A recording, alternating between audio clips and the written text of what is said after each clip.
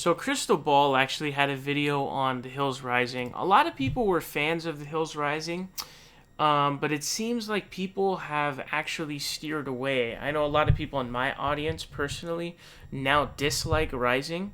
I think after the primary they started to become distasteful of it, and I think a lot of people disliked upon figuring out the ideology of Sagar and Jetty, who is Krystal Ball's co-host.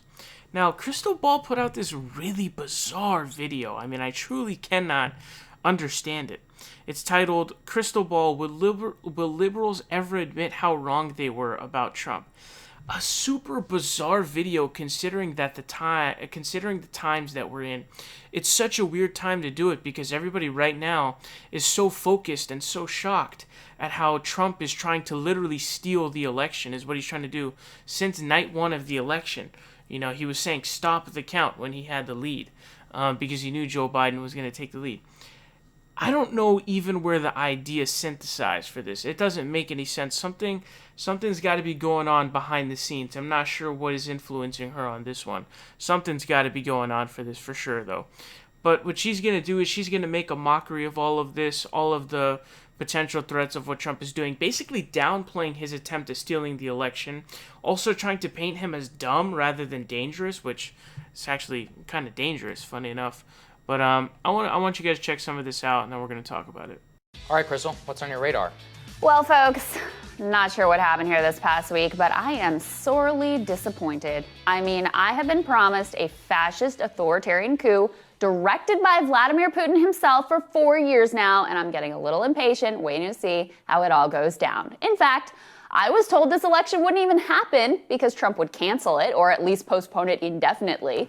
I was told that an elaborate plot was being hatched with scary words like disinformation and misinformation and deep fakes to rob poor innocent Joe Biden of his rightful victory.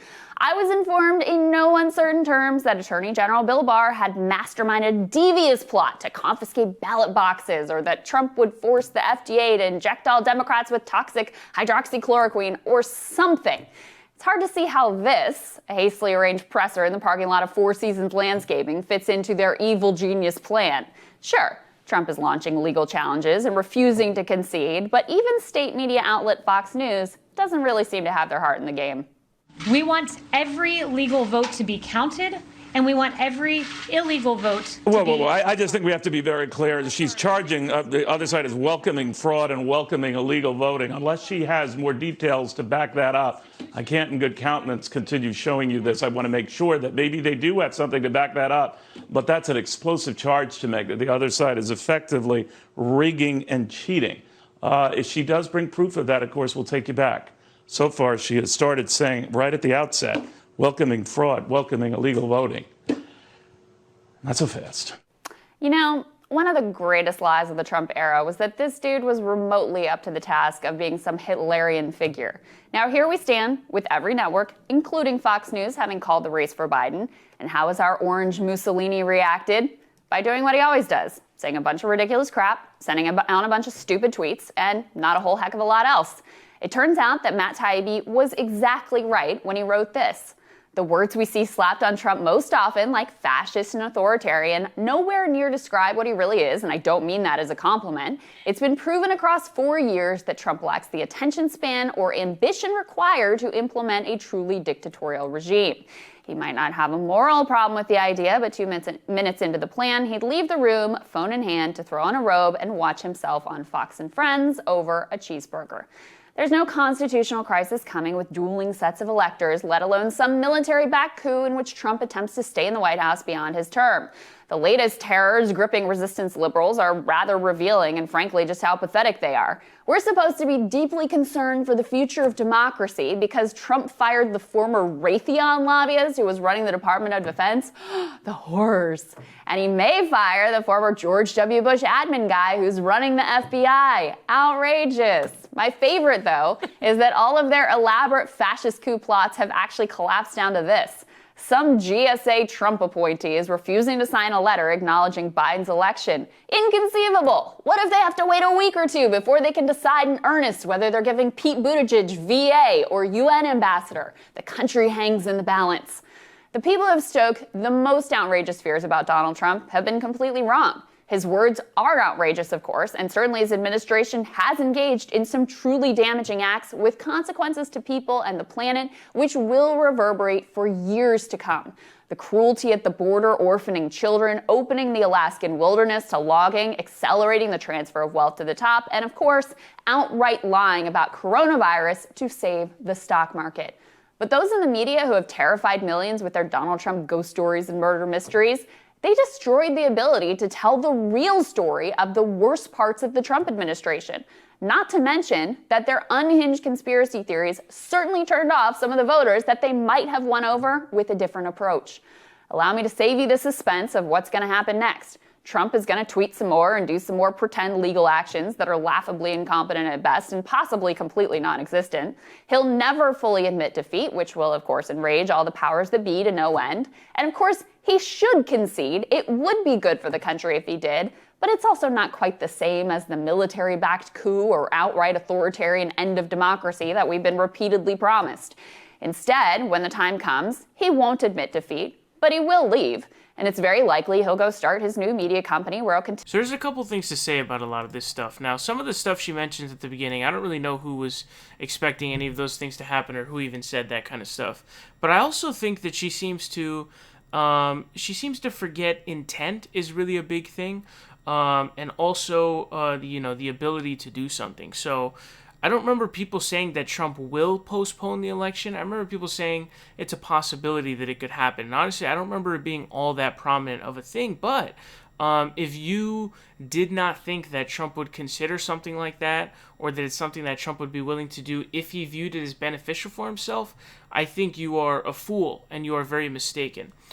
This attempt to paint Trump as stupid and not dangerous, I think, is actually really dangerous. Trump has done a lot of damage. And while he's not as competent as somebody like a Mike Pence, he's able to do a lot of damage himself. And, that's what we've seen throughout his administration. So I think that it's a very bad move and a really poor analysis, because she's trying to paint him as like a sad clown, essentially, when in reality, the dude is sort of a destructive bomb, essentially, that you really have to be careful of, because it's much easier to remove someone like a Mike Pence than it is a Donald Trump, which makes him kind of a wild card and why it's so difficult to kind of get rid of him. And when it comes to these, the military coup stuff, I think is taking it too far. I don't think that it's possible for there to be a military coup. Now, does that mean that I think that Trump hasn't thought about it? I think Trump is thinking about every single possible way to retain his power, and I think that's the most important piece. Now, again, I think anybody trying to fearmonger about a literal coup, a military coup attempted by Trump, I actually think is kind of hilarious, to be honest with you. The idea that the military would accept those orders is hilarious. The idea that there are any actual commanders that would be willing to give those commands is hilarious. The idea that the military would listen to those commands is hilarious. They have like a bunch of acting secretaries, okay? So that's a joke to me. Now, I know people saw that Mike Pompeo video, which is kind of scary. Okay, I hear you on that, but I still find the looming prospect of a military coup to be virtually zero, okay? So I did see the Mike Pompeo video. I know what you're talking about, okay? So that's the one thing I can say is a little bit overboard.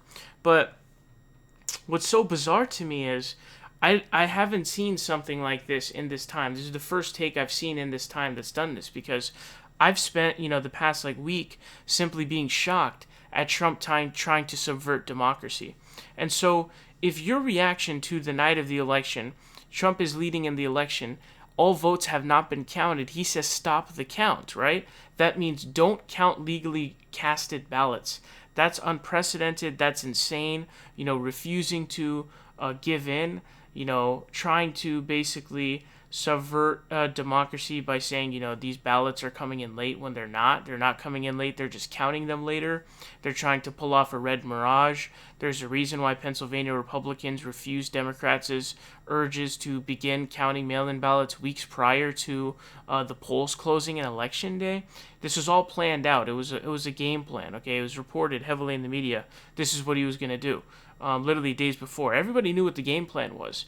Run up the score by in-person Republican voting. Democrats are going to vote by mail. and then, try to, quote, stop the count, declare premature victory. That's literally what the media was reporting a couple days before. It's exactly what he did. If that isn't something that shocks you, so that's an attempt, that's really a dictatorship move. That's a dictator move. That's some Saddam Hussein type shit. Seriously, it is. And if that doesn't shock you, either there's something wrong with you mentally, or there's some other incentive going on, or some other influence. I don't know what it is. I don't know if it's Sagar that is influencing her, or something else is going on, but this is one of the dumbest takes I've seen in a while, and it really sinks Krystal Ball's credibility pretty heavily, especially because one of the criticisms that I actually have when it comes to the Hill is, and especially Krystal Ball, they seem to do this vapid thing where it's like anybody, quote, anti-establishment is good. So during the primary, you're boosting Bernie, Yang, and Tulsi, and moreover, Yang and Tulsi even over Bernie. But do you really agree with all three of them on their specific policy positions, or are you just boosting them because the establishment hates them?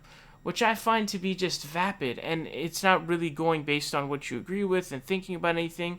It's just anti-establishment good, disestablishment bad. It's kind of like when Jimmy Dore supported Cenk Uygur. You only supported Cenk Uygur because liberals were shitting on him nonstop.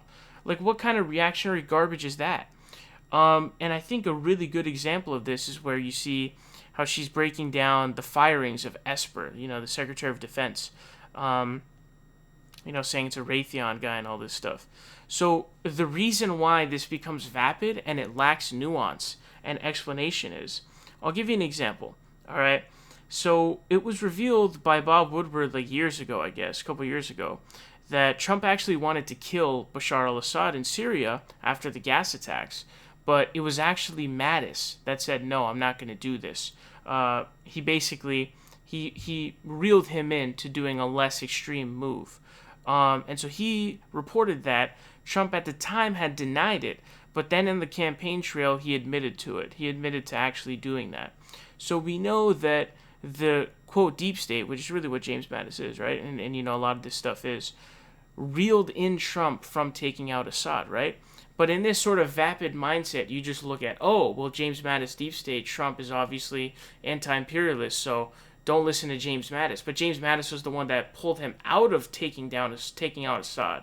So it's not always the vapid lack of thinking. You have to think about stuff. You have to actually look at situations and break them down based on the detail in them.